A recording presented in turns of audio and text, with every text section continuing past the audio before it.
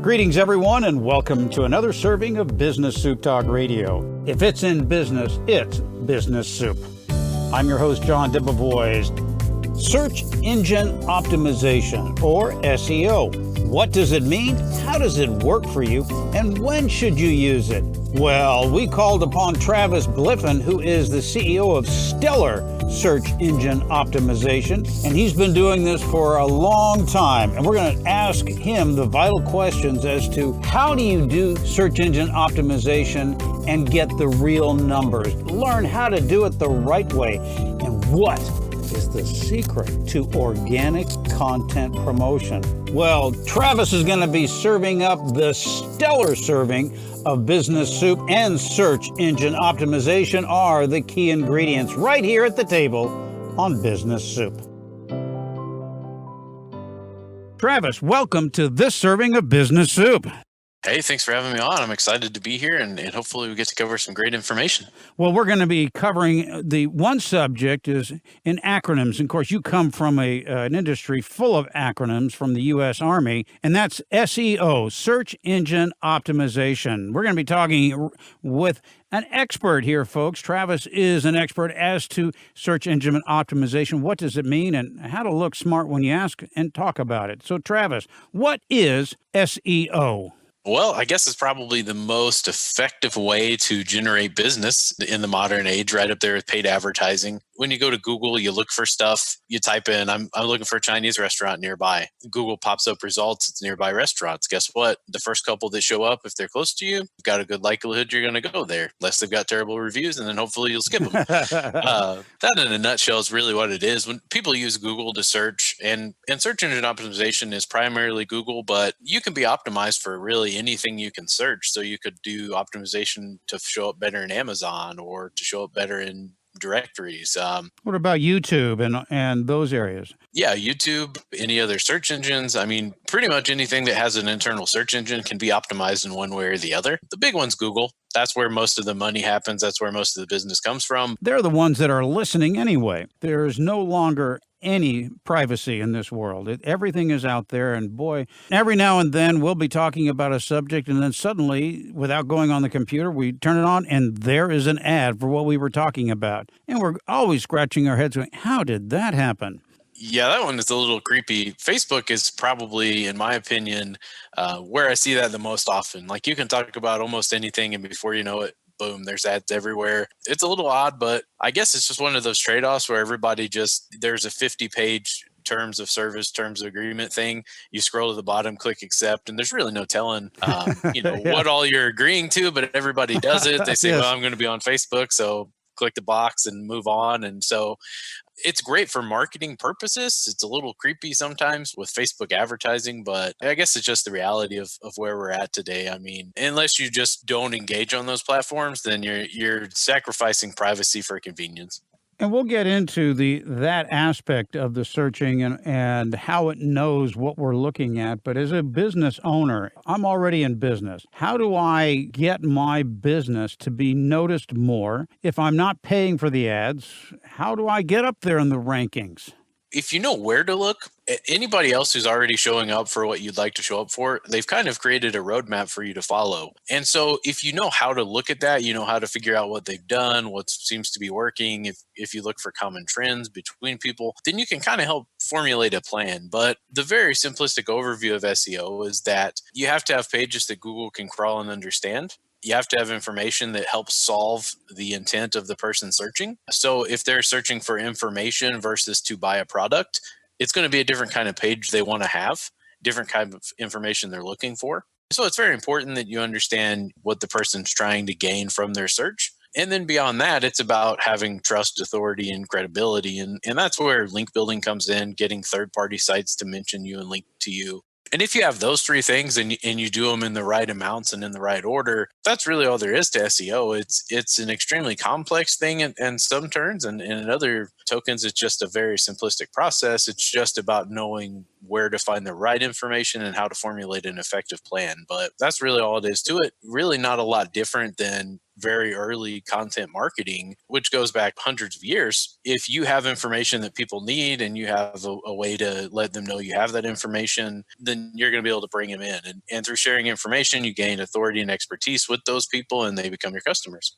Wow, easy for you to say. Let's go back a few sentences here, and not so much in decades, but let's understand about SEO. Okay, so it means search engine optimization. It's being able to have content that can be searched, and right now it's just strictly words. So it's like this show would be transcribed, and if people are looking for your company, which is Stellar SEO, then they would be able to find that through the transcripts that are on my website and would be out there for Google to search, or as you put it, crawled and find it. How do I write something that will get my audience or my listeners or myself up there in the rankings? How do you write that content for SEO?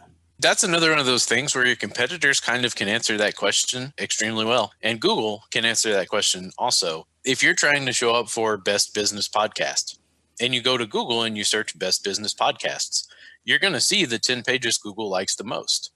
And in going through those, looking at those pages more closely, you're going to start to notice trends. Is it a certain type of page? Is everybody on the first page have a 10,000 word guide about how to make the best business podcast? Are they all major podcast sites? What kind of things do you notice? What kind of things are overlapping between all of those results? Then you have to go back and look and say, okay, now what am I missing? What don't I have that all these people have in common? And that's really how you do it. If you start with that framework, and then you add your own expertise into the mix. If you know nothing about having a business podcast and you write an article about it, it's probably not going to be as good or actionable as somebody who runs a business podcast. But you can still use that same framework approach to kind of set out the foundation, general guidelines, things you should mention. If you need to have images and videos, how long it should be. And so that's the approach we take for everything, is we just use a competitor analysis model. And so by looking at what Google has already rewarded, what they already like, you can kind of get a good jump start on what you need to be producing yourself. All right. So with that in mind, do I write press releases and that can be then also published for search engine optimization on Google? Are there particular ways in which to get that message out? And is there a duplication of effort, or do I have to write it out each and every time? The SEO industry uses press releases a lot just to generate links.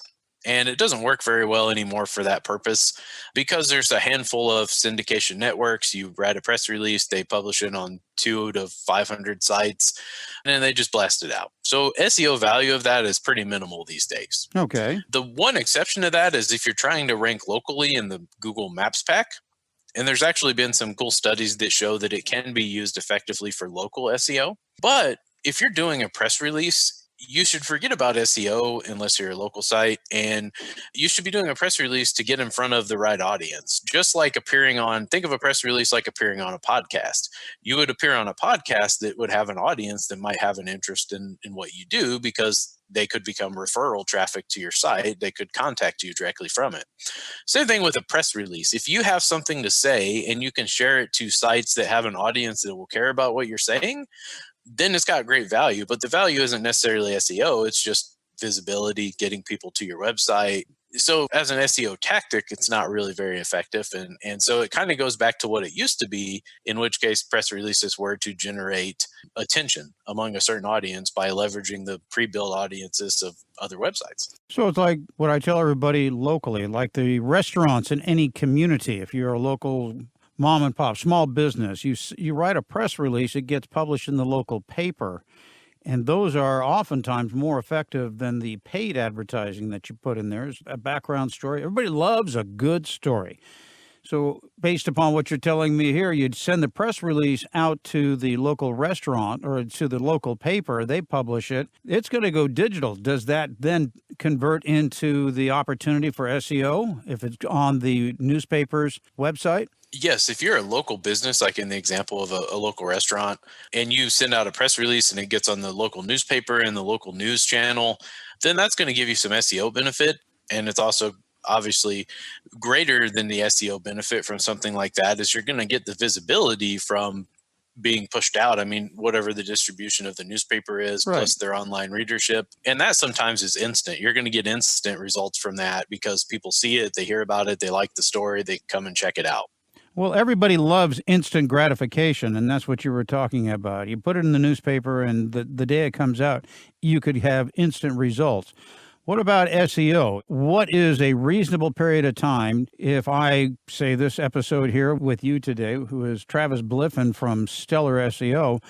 Travis, if I get the information out or onto the web, what is a reasonable period of time for the SEO to take place for people to find you and me on this show? That's a good question, and it's not really one with a straight answer because the authority of the platform on which it's published is going to make a huge impact. If this podcast got pushed out on Forbes and Inc. and Fast Company and Business Insider right now, it would probably show up later today or tomorrow. If it got pushed out on a brand new website, might not show up for 6, 12, 18 months, depending on who's in front of you. And so it has a lot to do with the pre-existing authority that you have. It also has a lot to do with what it is you're trying to be visible for. If it was podcast interviews with Travis Bliffen, that's going to show up faster than it would be for business podcast, right? Because there's more people competing for one than there would be the other term. And they're all things that kind of go into how long it takes. As a general ballpark, 6 to 12 months is about the timeline in which SEO generally starts to work and be effective in a lot of cases. But there's always exceptions. If you just need to have a very small improvement, a couple months and you could have a very small improvement. If you have a brand new website and you're in a very competitive space, you could be at it for 18, 24, 36 months. All right. And it just really depends on who your competitors are and what they've done. What about consistency? And I'll give an example. This podcast has been going almost a year now, and we will have pretty soon our 100th episode going up. And if you Google the program or my name, we come up and take up the entire first page, along with a minister who happens to share the same name, kind of like an inside track. But so that type of SEO is tremendous. And I don't know what I did to get it other than consistency in pushing out podcasts and the distribution of the content of the show, as well as the transcripts and all of that. Is that reasonable to expect that type of SEO in the first year that I or my listeners have been in business? Yeah, so it is. And especially for what I would call branded searches. So people searching for your name, the name of your show, the name of your company. Branded searches are usually the very first ones that show up because unless you pick a really popular name, there's not a lot of overlap. As you mentioned, there's yourself and one minister that have that name.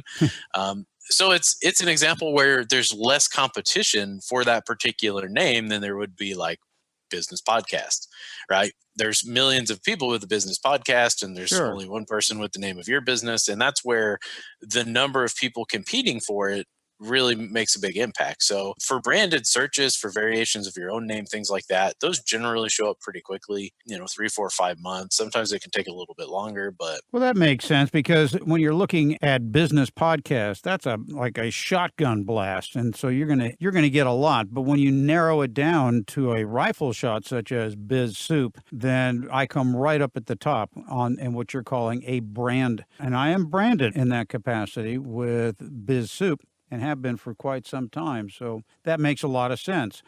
How do I get people from the shotgun to the rifle? The funny thing about that is showing up for branded searches, you kind of see two different things happen. One, somebody gains visibility for all kinds of really broad keywords. We'll go back to business podcast. Say you rank number 1 for business podcast. As it should be. So say you rank number 1 for that. Over time, over repetition, 6 months, 12 months, 18 months, people are going to start to associate the name of your podcast with that. And so you'll have a certain amount of people that now decide, okay, I'm going to search for them by name. And so by being visible for business podcast, you've gained visibility for your brand recognition. And so over time, people will start to search for you by name and it'll be that. Now, the other side of this, the other thing that people do is they do a lot of other advertising, TV commercials, radio, paid advertising. They just blanket, think like big companies, how they operate. So they do all of those things. And in doing those things, they make people aware of their brand name. And so what you'll start to see is people go and they search for them by name on Google because they know of them from somewhere else. Right. And so that's really kind of the two ways that people build brand recognition online is that. But the big thing to remember is if you're trying to gain visibility, if you're trying to gain traffic from search, from Google, then unless you've done the other steps to make your brand name well known already, then you're going to get a lot more traffic from searches that are not branded than you would from people searching for your name.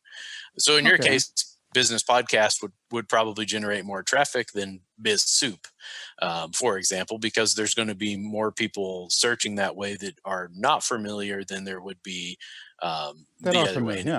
Yeah. All right. And now that we know what it is and how it works for us, how do I go ahead and start planning and put together a program or a link? Like, what are the first three things I need to do in order to create this content that is going to qualify and get me up the ranks in SEO? The very first thing you have to do is figure out what your target is, what you're trying to be visible for. And that can be confusing in some cases and pretty straightforward in others. If you have a Chinese restaurant in New York City, you probably want to show up for Chinese restaurant in New York City. Or if you're in a particular borough, you might want to show up for Chinese restaurant plus that borough. If you have 1,000 different products and a lot of different options, there's going to be multiple things you want to show up for. So the first thing you have to figure out is what terms that people actually search for are most related to what I do. In your case, something like business podcast, small business podcast, things like that. Those would be relevant terms. Once you identify those, then you have to go to step 2 and you have to look at who's showing up for that already.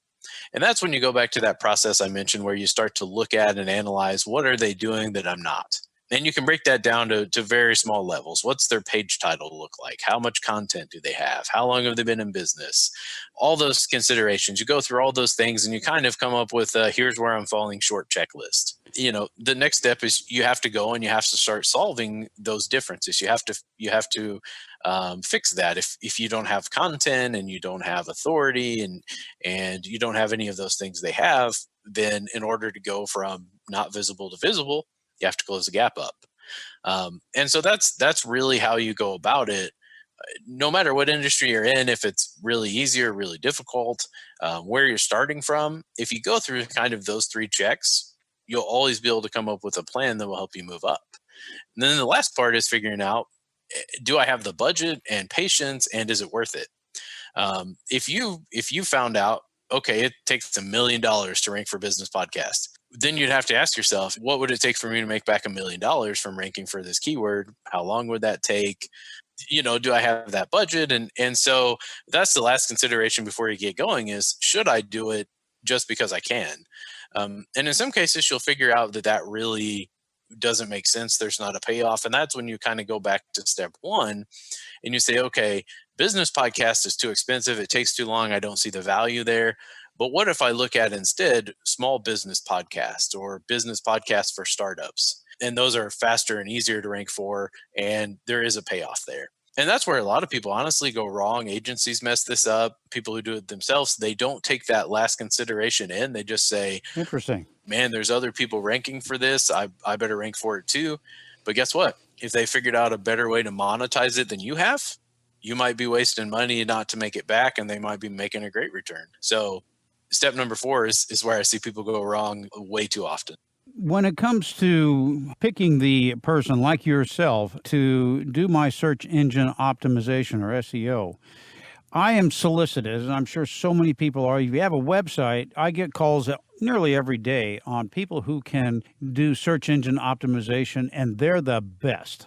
They're unsolicited calls. I don't know what are smart questions, and I'm thinking that the questions that I'm asking them are the dumb questions. What's the difference when somebody calls me and says, hey, I can do this for you? How am I showing them that I'm an idiot when it comes to SEO or I'm a genius? The first thing I would say when you get those, even we get them, we get emails and calls from people trying to verify our Google My Business listing, trying to sell us the best SEO services, $99, $49. It's ridiculous. So the first thing I would ask them is, if you are so great at producing inbound leads, because that's what SEO really does, is it gets people to call you and contact you that are looking for what you do, right? That's like the whole purpose.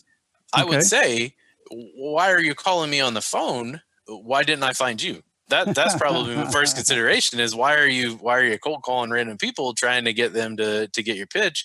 There's plenty of people searching online right now for SEO and link building that you don't have to call anybody. So that would be a smart question as to why are you calling me and not going through my website? Yeah, like why didn't I find you or know about you? Yeah, we specialize in link building as a company. So if you look for link building, we show up. We're there. If people are searching for link building on the internet, they're going to find us. They're going to call us. I don't have to call anybody and say, hey, do you need us to build links to your website? Because they were like, I need link building services. So I'm going to look for them online. And guess what? I see Stellar SEO everywhere. So I'm going to call them because they've done what they're telling me they do. That's the first thing, is how you find them. And that's not to, there's some very large reputable companies and they have outbound sales team. And so it isn't an instant if somebody calls you that it means they're not doing well. But you should be looking, are they practicing what they preach? Are they actually visible? Are they using SEO for themselves, right? Are they using digital marketing for themselves? Wait a minute. What's the difference? You said, are they using SEO or digital marketing? And you just kind of glassed over that like I knew what I was hearing there. What is the difference between those two? Sure. So SEO is specifically improving your organic visibility. So it's unpaid search results. Now, search engine marketing, or SEM, is paid advertising. So if you see display ads, or you see the ads at the top and bottom of Google, or you see paid advertisements on a lot of different platforms, that would be search engine marketing. To throw into the mix, you have content marketing, which isn't necessarily SEO driven. It's people producing content to share across social platforms, online, wherever, to get people to read the content and come to their site. So if you take all those things and you lump them together, they would just be different ways of digitally marketing yourself. So think of digital marketing as a combination of tactics or strategies you can use to get people that are on the internet to find your website and contact you. SEO is just one of those. It's one source of that. Okay. So I get this phone call that's unsolicited, or now I've understood. I've already cleared the table and they're gone. Let's say that I contact your company, Stellar, to say, you know what, I need to up my presence online in a good way. What are some of the things that I should have whenever I'm talking to you or anybody else about what is it that I need that first call? If you go online and you search like questions to ask your SEO company, there's lists everywhere. People make them, and other SEO companies go and they search those so they know what questions are coming. They coach their people on what to say. It's just like going through the motions. There's not generally a lot of value in that whole procedure. What we believe is you should be basing your decision on what they're asking you, right? So if you contact me and you say, I want to move up, and I say, hey, that's a great plan. I've got this silver package. It's $999 a month. It's exactly what you've always needed. Just sign up and we'll get to it. I don't have the first clue what you want to move up for, what you've done previously, anything, right? And so that's like a huge red flag. How am I going to make a recommendation about what you should do to solve your problem when I don't even know what your problem is? And so one of the best things you can do on your side is think about, what are they asking me and how are they understanding what it is that I do? And if they're not asking those kind of questions, then you probably should call around to some more people that are, because the very first step in a good SEO plan is to set a target, set an end goal. And from there, you can work backwards and you can find out a ton of great information, but it all starts with asking those questions. So far more important than a list of cookie cutter questions is ask yourself at the end of the first call, or at the end of the second call, however the process works, how much do I feel they know about me? If I called them back and said, tell me what I'm trying to accomplish, help me understand what I do, whatever, how well could they answer that? That the very best SEO plans I've ever seen built started from a very thorough understanding of what the person's trying to accomplish.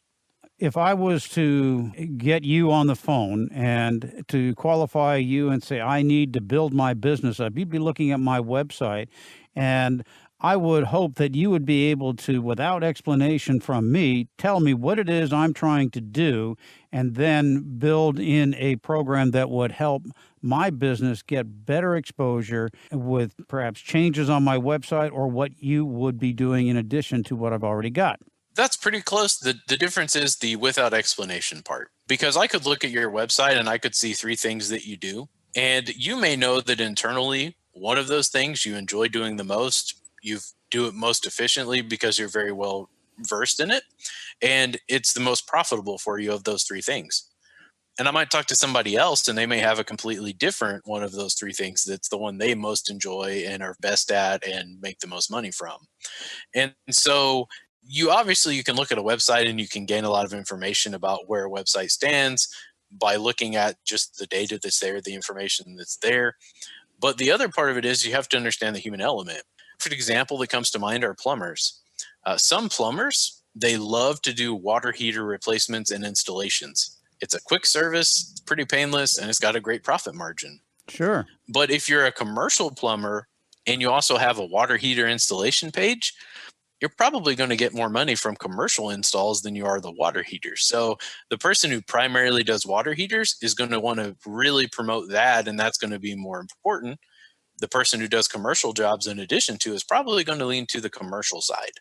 And so that's where the understanding the person, understanding the business, besides just looking at the raw data, becomes extremely important. Because every business is going to have certain things that they just like to do, they're better at and are more profitable for them than the other things they offer. What if I was to take my existing plumbing business, and I'm specializing in the commercial side of it, commercial industrial, and I set somebody up, or it could be a family member or an employee, and I promote the heck out of the water heater installation, or more perhaps the tankless water heater. Would I be better off promoting it independent of the big picture and just have more of a rifle shot? Or here's John's Plumbing, and here's a division in the tankless water heater? With those, a lot of times when there's a really close overlap like that, like plumbers, then you can promote both. And some people would say we want to promote all three services, all two services equally, because we have different teams that do them. So it's not a thing where you have to do either or.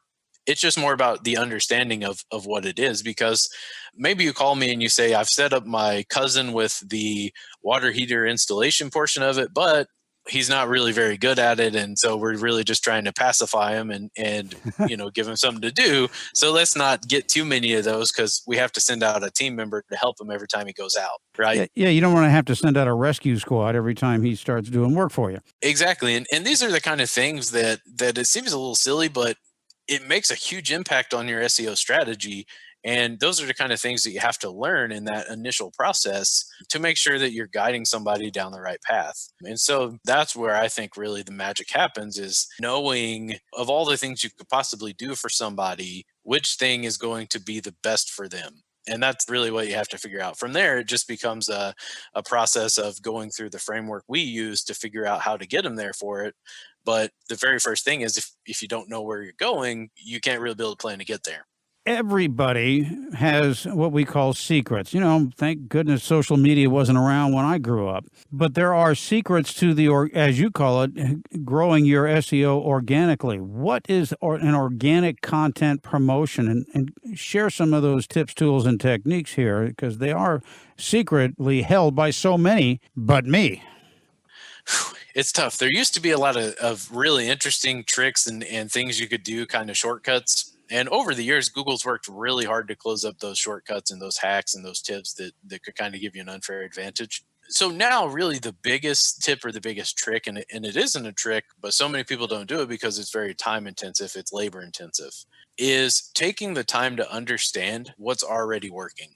In almost any industry, you can find somebody who's doing a really good job at promoting themselves through SEO. And if you look at several competitors who are really doing a really good job, you can save yourself a lot of trial and error, a lot of mistakes, a lot of time by looking at what they've all done that's in common, and start there, because that could be the 20% that gets 80% of the results. So if there's a tip or a trick that really everybody should know, it's that there's so many free training courses and SEO, everything is just everywhere. Everybody who's ever read a book on SEO has made a training course. So don't just use those, because what they'll tell you is a lot of guidelines that are in theory very good. They're practical, they work, and if you did all those things, you'd probably get there. But guess what? It's going to take you a lot longer and a lot more money and a lot more hassle than if you look at what the 20% is of those things that really makes the most impact. And so forget about just following a generalized rule of thumb and just look at who's doing a good job, and look at everything you possibly can about their website, about their business, about their reviews, about how good are the images they have. Does it look like every image on their website for everything they do was designed by a graphic designer? Make notes about that. Figure out what they're doing really well. That works for SEO, but it's worked in business probably for as long as businesses have existed, is understanding your competition, understanding what they do really well, and then understanding what you could do better. The secret's not so much a secret as the secret is right there in front of you. You just have to take a step back, look at it from someone's entire picture. You go to their website, perhaps they are familiar in your industry.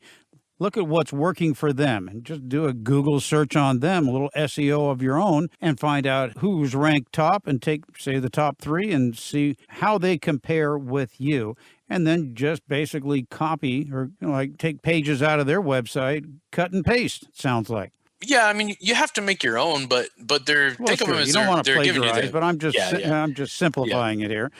Yeah, for sure. And I have seen people plagiarize too, and I don't recommend that. It's not a great plan. But there was a time for local SEO when people would just copy and paste pages and they would rank them above the original site. So it's been done. But it's like using it as a template. So you can create with your own words, but you see what's working for them. And then in your own words, you can use that same flow and put it to work for your search engine optimization for your business. That's right. Because if they're already showing up, they're having a lot of success from it. Google obviously likes what they're doing. And once you're in an industry for a while, you'll notice over time, okay, Google's making an update. Yesterday, Google released a big algorithm core update. And some of the people who ranked yesterday won't rank today anymore. And some of the people who didn't rank yesterday are ranking now. And so if you spend a lot of time in an industry, what you'll start to notice is, okay, these 2 sites, they dropped off and these 2 sites improved. Now let's go back and see what the 2 improved sites are doing that the 2 dropped off sites didn't, and what overlaps with the sites that didn't move. And so over time, you'll start to pick up on a lot of little signals from any industry you're in as well. And that's just way more effective than following like the templated approach. What it really comes down to, the reason why there's so many training courses, so many hacks and tricks and all that stuff is, a lot of people don't like to put in time and work. They're looking for a magic bullet. They're looking for a shortcut.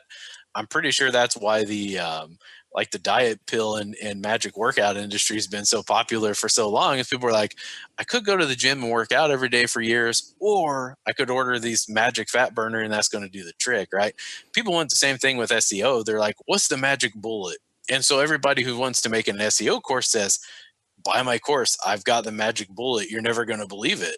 And it doesn't work, but people, they're like, okay, risk versus reward. It's $19 for the course, but maybe it's the magic bullet. I'm going to buy it. And so marked down from $1,000, you can now have it for $19.99. But wait, there's more. Yes.